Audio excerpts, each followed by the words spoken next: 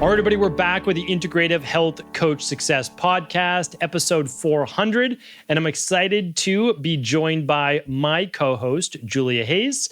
Welcome, Julia, to our show. How's everything going? Thanks for having me. Everything's going great. Always look forward to when we get to chat and kind of bring both of our worlds together. So yeah, excited to be here. Yeah, and so most of you know and have been listening, but on my show every other week, I'm basically going over what I see in the industry, what I've been doing over the past couple decades. And what Julia is doing is she's interviewing some of our most successful practitioners in the field. So you actually get to see and hear from real world individuals just like you, how they're building their practice and becoming successful. And also then sharing her tips on alternating shows as well, on how Julia's been successful over the past now 15 years or so. It's been a couple years. So yeah, it's been growing great. So hopefully you've tuned in the show, you're subscribing, whether it's on YouTube, watching video, or just on iTunes, whatever works for you. And then anybody, if you want to tune into previous shows, just head on over to ihp.coach/podcasts. What we wanted to do for you here today is we've got 5 pressing questions that have come in from the community, really over the past, call it 100 shows or so. These are the ones that we get over and over. We want to be able to give you both of our takes on that. I actually don't know what Julia's going to have for answers, and I do not know, she doesn't know what my answers will be as well. So let's dive right into it today. Excited to get into it. Again, if you want to follow along with all the notes, head on over to ihp.coach/400. That is where today's show will be. All right, first question for the day. What's the biggest shift you've seen in the integrative health industry over the past 3 to 5 years? And what do you think it means for new IHPs and coaches entering the space today? Okay, so for me, this would definitely have to be the normalization of remote care. When I first started, I mean, we were in the wellness center. A lot of the reviews were being done by phone, but a lot of it was in person. And I felt like, even if I had somebody on the phone, right, it felt like a little disconnected. And then when we started using video, it felt more personalized for sure. But I think the normalization of the fact that you can still be a great, effective coach and be working remotely, and you can form a relationship is huge. I think that it can create a little bit more noise for for coaches, in the sense that it feels like anyone could do it and it's this broad, but I think what it does is it allows you to set yourself apart if you also have the emotional human component about it, right? So, okay, fine. All these coaches can provide remote care, but can you connect emotionally with a client? Can you create that like, know, and trust, even though it's all remote, and still have a really deep relationship with someone? And I think that's where you can set yourself apart in the remote care industry.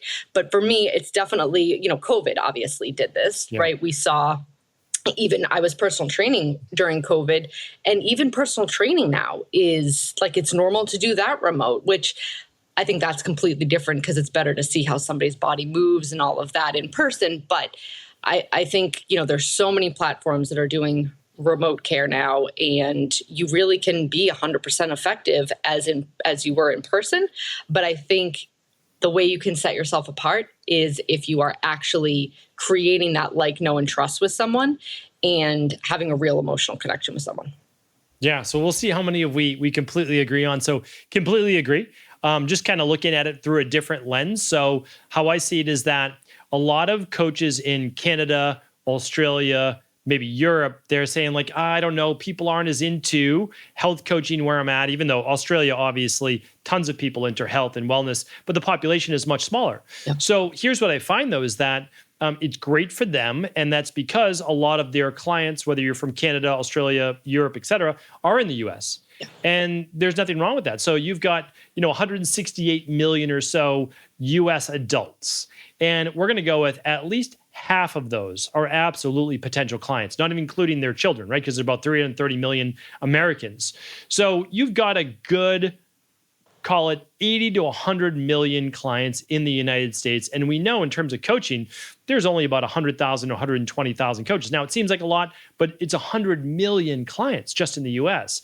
And so when I see this, I say it's great opportunity, of course. Yes, us in the US. And I do remember, back in 2010 to 2012, we're using Skype. It's crazy talking with clients, and the connection wasn't that great, and it was awkward kind of for everybody. But now it's the norm. If I don't have to travel 45 minutes to see a, chiropractor, personal trainer, world-renowned health coach, whatever, chef, and you can literally just do it over video. And people have monitors now that they can, see it like in on bigger screens. Yep. It's just that is becoming the norm. And I think that's great for all health coaches and really all experts, because experts now don't have to say, well, I'm in a small town of 5,000 people. How many clients could I possibly have? And now, again, I think you can still do well in a town of 5,000, but at the same time, it's going to be hard for 50 health coaches in a town of 5,000 to be successful. Now, you can have 50 health coaches in one town because they can work with people all over the world. So, yes, yeah, absolutely. And I think the fact that it's the clients, like, it cuts out an excuse, right? It cuts out the time excuse. It cuts out the, being able to access, right? Like, how far away is the expert? There's just so many ways that make it more accessible for clients too, that I think it's better for the clients as much as it, creates convenience as a health coach. 100%. And I just see I see this just going the way of the future with education, with anything, is that if there's a leader in the field, you should be able to learn from them wherever they are. Yeah. And time zones won't be a matter if it doesn't need to be live. Now, in terms of health coaches, okay, you just work on the time zone, whatever it might be. US is just going to be 3 hours apart maximum. If you go over to Europe, 6 hours apart, maybe 8. Like, you can just work within all of those time zones. So I think for sure that's the biggest shift, and that won't change. We'll only see more of that. Even when I stopped my wellness center and we moved to virtual in 2019, 2020, even though I was in Boston, I was doing virtual appointments with people in Boston. So you don't have to have an office anymore to be able to do that. And I think that's huge for everybody, because you no longer need to pay $10,000, $20,000, $30,000 in overhead either. So yes, there's less of a barrier to entry, but it opens up for more clients. So it's great. Yes. Yeah. All right. Second question. If you had to start over as a health coach in today's world, with everything you know now, what would you do differently in your first 6 months? Okay. So for this, I would trust myself, my voice, my expertise sooner. It took me a long time to truly believe that I knew more than maybe like the average person, or because, we always worked closely. I never knew as much as you did. So, and I think a lot of our IHPs could probably agree. Maybe they think they don't know as much as I know, or some of the coaches that we have on the podcast. But everybody forgets that you still know more than the average person. You still know enough to help the people who need help, who don't know what you know, right? You might not know as much as myself or you yet, but you already know enough. And I think I would trust my voice, my story, just the fact that I had a story of my own health struggle. I thought, like, well, this isn't really that unique. I didn't have anything extreme I overcame, right? But I had a journey of infertility at one point. I definitely had, years after college where I didn't feel my best. So I would trust my voice. I would trust my story, like my intuition, and really like knowing that my ability to connect with another human being at an empathic level was just as important, if not more, than my certifications. Yep. And so many of our IHP community, they have the same empathic tendencies. Like, that's why so many of us go into health coaching to begin with. And we forget that can be a superpower. And that is just as important as what we know, as the labs, as all of that. And I would trust myself more. Again, I would trust that my story and my voice mattered more than I thought it did at the time. I think that's great, 100%. And I agree with that, because everyone's worried that, it's what we teach in IHP Mastery. Mm-hmm. It's the imposter syndrome, feel like a fraud, don't know it all, haven't figured out all my own health issues. It's like, that's not a reason to not get started. Mm-hmm. And if you walk down the street, all you have to say is, do I know more than 9 out of 10 people? Do I know more than, and I bet it's 99 out of 100 people. And so like, that's the thing. And so, okay, you get started and you simply, and the truth is that no matter what degree you have or certification you have, the majority of what you're going to learn is when you start working with clients, because then you need to figure out their problems. And so you learn so much from that alone. So I think that's great. I would have built up a social media first, and I shouldn't say first, I would have built it up right away. So not everybody feels this way, but like if you don't mind being on video and you don't mind just kind of putting yourself out there, it makes everything so much easier, because you just get more clients coming to you to ask questions. And that's all you're supposed to do, is answer people's questions. You're supposed to give. And so then they have more and more questions. You say, great, why don't you sign up for a free consultation? We'll see if this is a good fit. That's literally all you have to do. And so I always say, like, I have no regrets, literally no regrets in my career or my life. The only regret I had is that I was filming for another big YouTube channel and I should have started my own. That's all. And like, if I had done that, what would have changed? Well, I would just be able to reach more people and get to our goals faster. But at the same time, like, but so what? I'm doing it right now. And so the best time to start is still, today. Don't worry about yesterday. So that's the only thing. I would just start, pick a channel.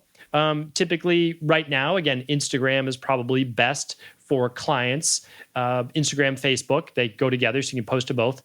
And then after that, for our community, YouTube and TikTok's great as well. It's just you're not going to get the majority of your clients from TikTok. That might change in 2 years or 3 years from now. So good to be on it, but that's what I would do, because you also don't need 1 million followers. You really want to just try to get to like 1,000. And if you get to 1,000, okay, well, that's going to be a tight niche community for sure. 10 to 100 of those people are going to want to work with you. So that was my answer. Yeah. And it gets you comfortable with being on video. And like, I never would have thought that I would be comfortable being on a podcast, but I had to do it to actually know that that wasn't true. And so if you don't think you're somebody who likes to be on camera or social media, even if you try it and do it for a little while, just to make sure that like that's actually true. And it's not just that you are uncomfortable with it, because there's a difference between like not being good at it or not being, wanting to do it and actually being comfortable with it. So I never thought that I would be comfortable with so many of the things that I'm doing. So even trying it and just seeing, because it is a way to be of service, because you're able to reach so many people, right? They're not all your followers are going to be clients, but maybe some of those people are people that need to hear what you have to say, and you're changing their lives just as much as you are paying clients. Yeah, absolutely. Or they know someone most likely who needs your services and they share it. So 100%. It's just, putting yourself out there little by little. You started and I started just with first audio with the podcast, get comfortable with that. And then you move to video and you don't have to, the thing is you don't have to publish anything you don't like. Right. So just record 50 and you don't have to use any of them. But like the faster you get to episode 51, the better you're going to be. So without a doubt, I think that's a great way. All right. Question number 3. What do you believe separates the health coaches who thrive from those who struggle to gain traction, meaning like build their business, get clients, et cetera? Yes. So for this, I think based on what I believe and also what I've learned from, interviewing other coaches, I honestly think the biggest issue is they're waiting for it to be perfect. They're waiting for like the perfect scenario. They're overthinking their niche. They're overthinking their pricing. They're waiting for like clarity to kind of come through about so many things versus just kind of deciding and eliminating the fact that, and knowing that you can pivot, right? If it doesn't work, okay, so your niche today is menopausal women, right? And you decide like, oh, actually, okay, maybe this isn't what I wanted my niche to be. You can change. And I think that everybody waits for like it to be perfect, to have 10,000 followers, like a flawless funnel, and that just prevents you from actually getting started. Having all those things feel perfect just kind of creates more stagnation in your ability to actually start and get your message out. Yeah, I don't disagree. So for me, it was that the most successful coaches, and this goes for back when we had the nutrition personal training studio, is that you need to tell people what you do and how you can help them. Like, it's just like, sure, people may want to work with you. They might think like, oh, I think Julia's framing of things is amazing. I think that she looks the part, she speaks the part, but I don't really know what Julia does, right? And so it's like, you have to let people know, this is what I do. This is how I can help you. And that's basically your niche. People give too much thought, like you said, into like their niche. Well, it's like, first of all, did you overcome something and are you passionate about it? If you are, that's a great niche. Like that's just what you should do, right? So if you've helped a child that wasn't doing well, that could be your niche. If you struggle with your own hormones as a female, then you can help women in hormones.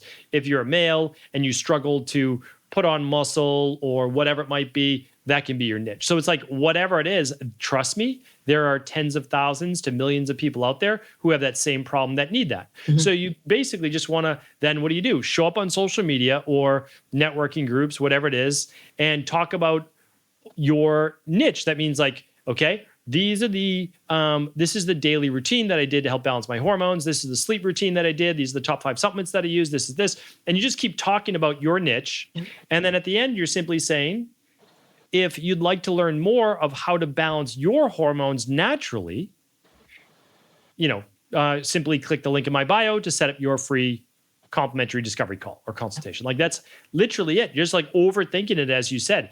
Share great content, offer a free consultation. You don't need to do more than that. And then you'll work on, okay, now I have people signing up for a free consultation, few people a week.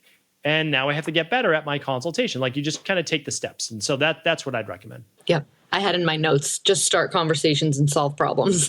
Like if you show people on social media and networking groups that you can start a conversation and that you have the ability to solve their problems, their parents' problems, right? Because everybody has something they want to get better at, then that's the conversation. Yeah. 100%. People pay other people to solve their problems, but also save them time. Mm-hmm.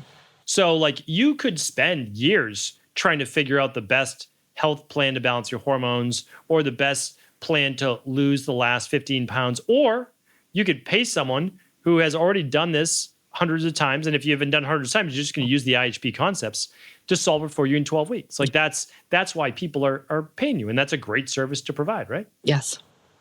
All right. Question number 4. How do you personally stay motivated and inspired to serve clients, especially on the days where things feel heavy or stagnant, or you're just like totally burnt out and overwhelmed? I mean, you've got 3 kids, you've got a family, you're doing all of that, plus working. How do you stay motivated and inspired to serve others? So for a long time, I would get angry that I was feeling burnt out. I'd get annoyed but how can I just keep pushing through? And I've realized that actually that's gets me nowhere fast. Mm-hmm. And I've just learned to honor it. Okay, I'm feeling burnt out. Why am I burnt out? Have I been taking care of myself? Is there something I'm not processing? Am I holding resentment of something? What is burning me out? Because it's usually not my work, because I love my work. And I kind of found this out when I took a break from coaching for a period of time. It wasn't my work. It was how even my mindset was about viewing what I was doing.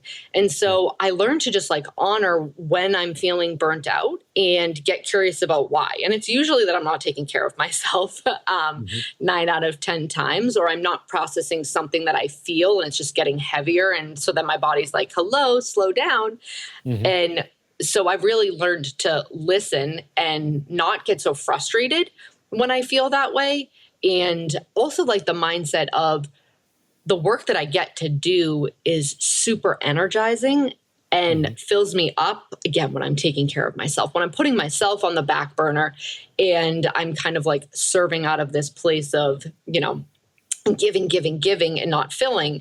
That's when I notice that stuff the most. And so it's helped me to take care of myself. And if I'm preaching to other clients that they need to be taking care of themselves, well, I certainly need to be doing it too.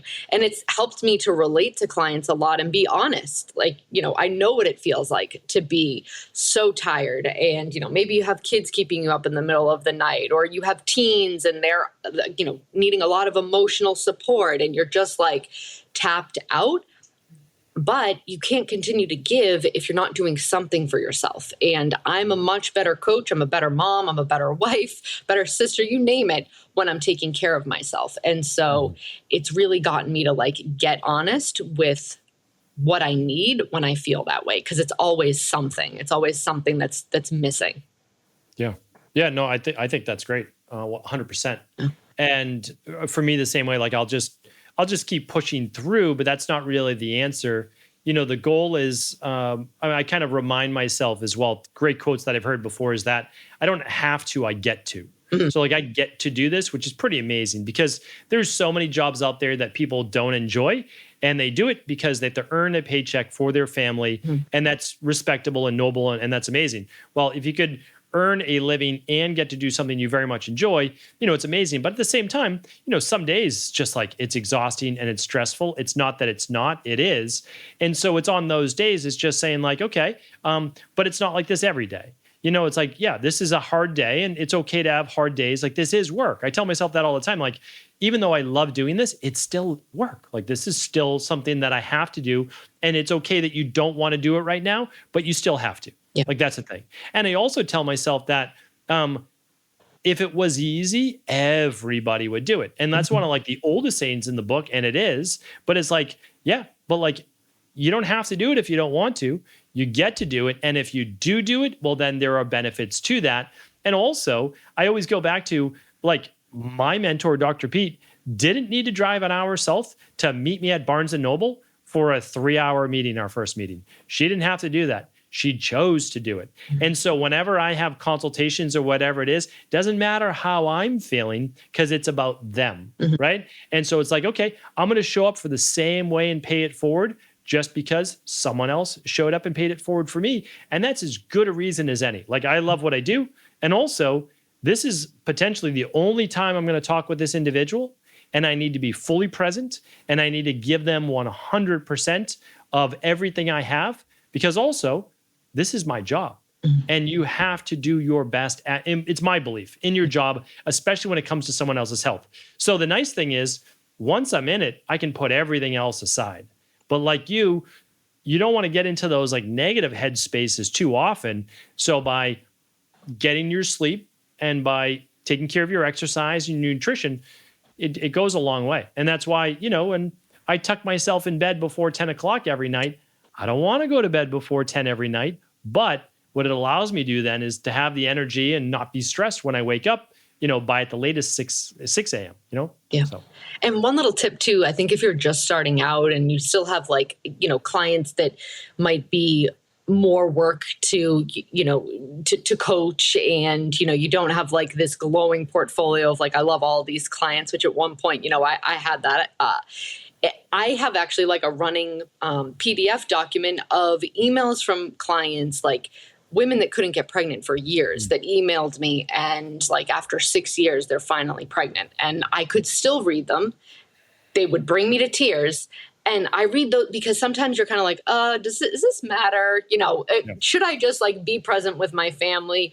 But I like read some of those emails and it kind of reminds you over the years how many people's lives you actually have truly changed, right? There's like some people out there who have children because of the work that we do that maybe conventional medicine wouldn't have allowed them. And that's pretty amazing. And so like, It does matter. And like the hard days I always say like my hard days are just part of my good life. Like a hard day doesn't mean my life is hard, right? We can have hard days and those are just part of our good life.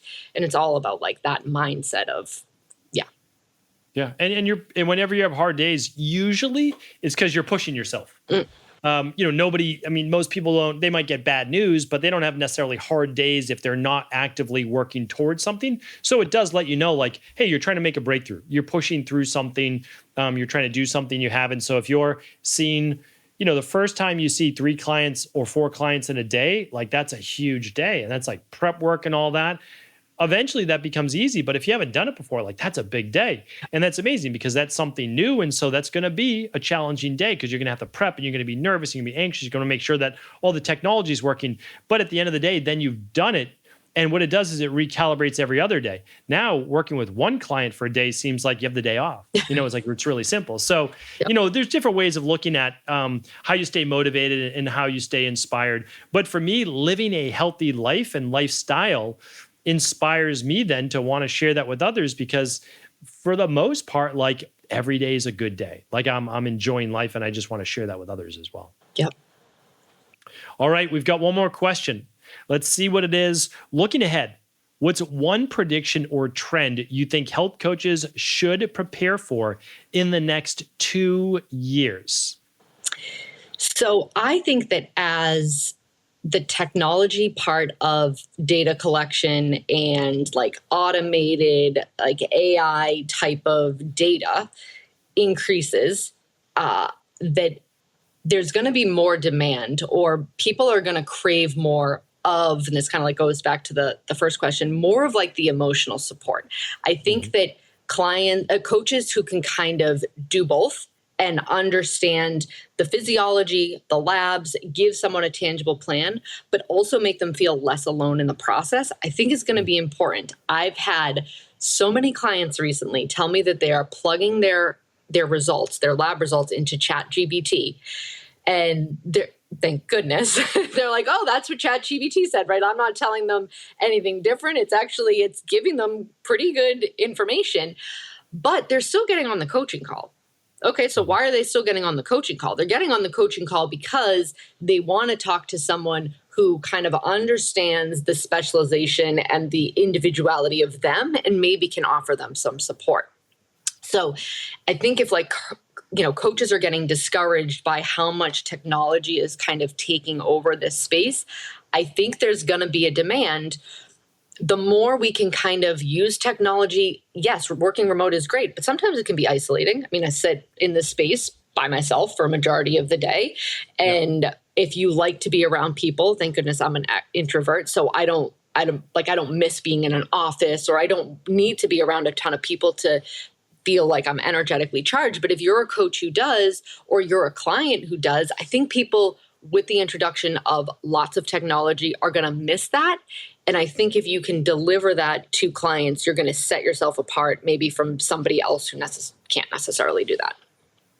Yeah, no, I completely agree that, the first part of that I would say is that when you think about it, let's say when the internet really started to come online, and let's say YouTube really started to become big around 2010 or so, you have literally unlimited workout videos, but personal trainers are more popular than ever to hire.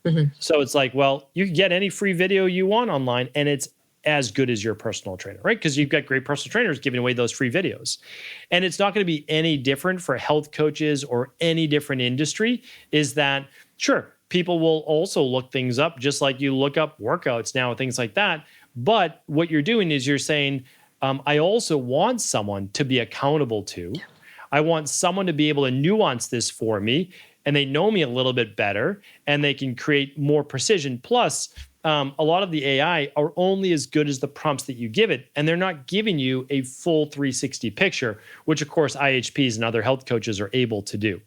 So I would say it is really, a lot of it is with technology. I think people have to embrace some type of wearable technology, because your clients, the majority of your clients, are going to use some type of wearable, whether it's Whoop strap or a Ring or Apple Watch. I don't think you have to use the one that all your clients are using, but you have to know how to read them. So you should know what HRV is. You should know what deep sleep and REM sleep and body temperature and breath rate are. And you can learn all of those things. We teach them in depth in high performance health as well.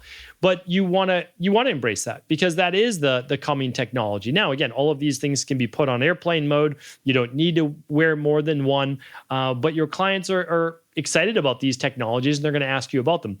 Continuous glucose monitors. And I would also say that, one big thing is healthy biohacking.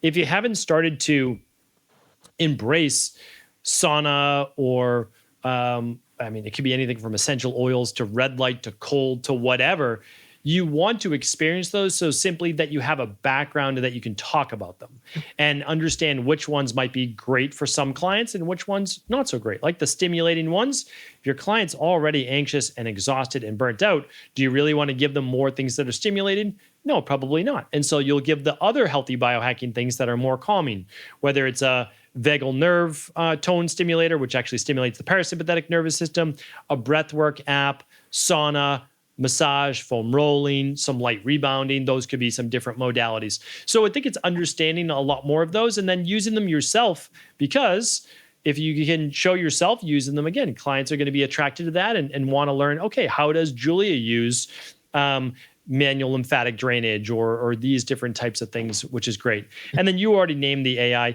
Using AI as an assistant rather than the thing is a great way to start to, also keep your own knowledge in check. But the nice thing is for IHPs, we're going to be launching that and sharing with them at RHS. So this is one more reason that you want to attend the Reimagined Health Summit in sunny Fort Lauderdale, Florida in October. Julie will be there. I'll be there.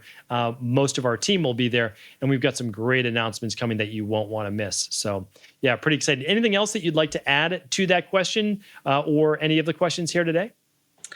I don't think so. Just, I think like the emphasis on authenticity, whether it be social media, whether it be your brand, whether it be your YouTube videos, I think people, because everything might seem filtered and people are on social media and there's comparison. And even as like, I imagine, if I'm a stay-at-home mom and I have 3 kids, if I'm me, I don't want to see a me perfecting everything because I'm just going to feel worse about myself. I want to see a me that's like living the messy life. So if you are completely authentic, I think you're going to make far faster, more sustainable connections with clients, with friends, with your audience. And I think don't underestimate your story. It will resonate with the people it needs to, and sharing it sooner than later in an authentic way is the best way to get started. And showing up as you are will help people, be attracted to your work. I completely agree. I mean, that's a great way to end it, is that you don't need to develop a brand. You are the brand. Like that's it. So share your story, share what you're all about, share the hardships you've overcome and continue to overcome. Your life's not perfect, but you're sharing tips along the way of how you've been able to enjoy a happy, healthy life full of growth, and then how you can help others do the same. And if you continue to do that, you're going to be successful in this industry because that is what people crave. That is what they want. So everyone, continue to tune into the Integrative Health Coach Success podcast. Every Monday it launches over at integrativehealthpractitioner.org or just ihp.coach. You can hear Julia interviewing some of the most successful practitioners in the IHP community and all around the world. And then obviously Julia giving her tips as well on the alternating Mondays. And then I'll be there too, sharing all the things that I've seen over the past 25 years or so, helping to build a practice and really do it from the ground up. You don't need to have a lot of investments or money or any of those things. It's just things that we're talking about here today. You can do them. You just need to take action. So, Julia, thanks so much for joining me here today on episode 400. Appreciate you. And again, tune in next week to hear Julia on the Integrative Health Coach Success podcast. Thanks so much for having me.